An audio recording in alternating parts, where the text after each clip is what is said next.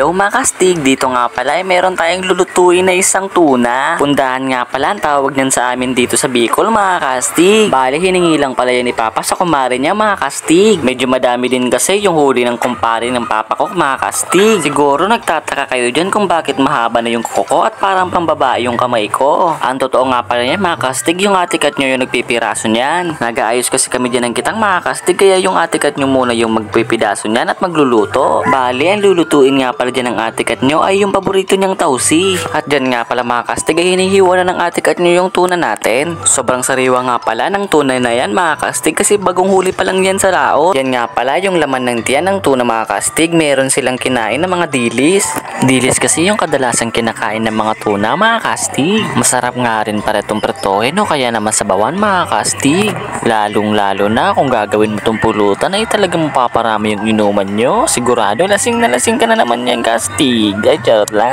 Diyan nga pala mga kastig ay makikita mong sariwang sariwa pa yung tuna kasi pulang pula pa yung hasang niya. Kaya nga mga kastig yung mga bumibili ng isda ay dito na sila bumibili sa tabing dagat. Panigurado kasi mga kastig ay fresh na fresh yung makukuha mong isda kapag dito ka bumili. Bukod nga pala sa fresh na yung makukuha mo ay medyo mura pa yung presyo nila. Kadalasan kasi kapag binebenta namin ito sa mga bumibili ng isda ay dinadagdagan na nila yung presyo. At mayroon pa nga tayo dyan na tulingan at abugmon mga kastig. Bali mamayang gabi na natin yan lulutuin mga kastig para may ulam naman tayo mamayang gabi. At dito nga pala mga kastig hinugasan na ng atikat nyo yung isda natin. Kailangan kasi mga kastig malinis yung ulam natin para siguradong healthy tayo. Kaya naman sinusuguro ng atikat nyo na malinis talaga yung ulamin natin. Bali dyan nga pala mga kastig hinihiwa-hiwa na ng atikat nyo yung isda natin. Talaga naman makikita mo yung laman, talagang sobrang fresh na fresh yung isda. Yung tipong kahit hindi pa luto ay talagang matatakam ka na. Charot na.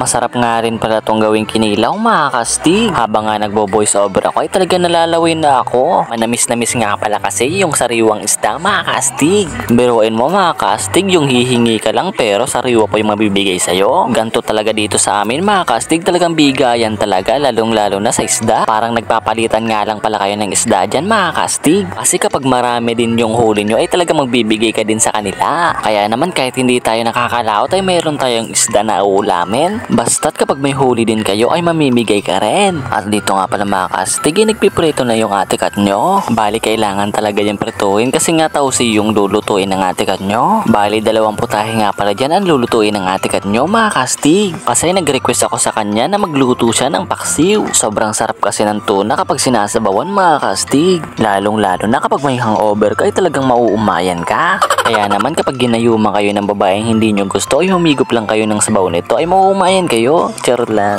Kapag ganito pala yung ulam mga kastig, panigurado mapapadami yung kain mo. Sa lahat nga pala ulit na nakaabot sa dulo ng bidyong ito ay maraming salamat po sa inyo. O siya, hanggang dito na lang. Salamat sa panonood. Paalam!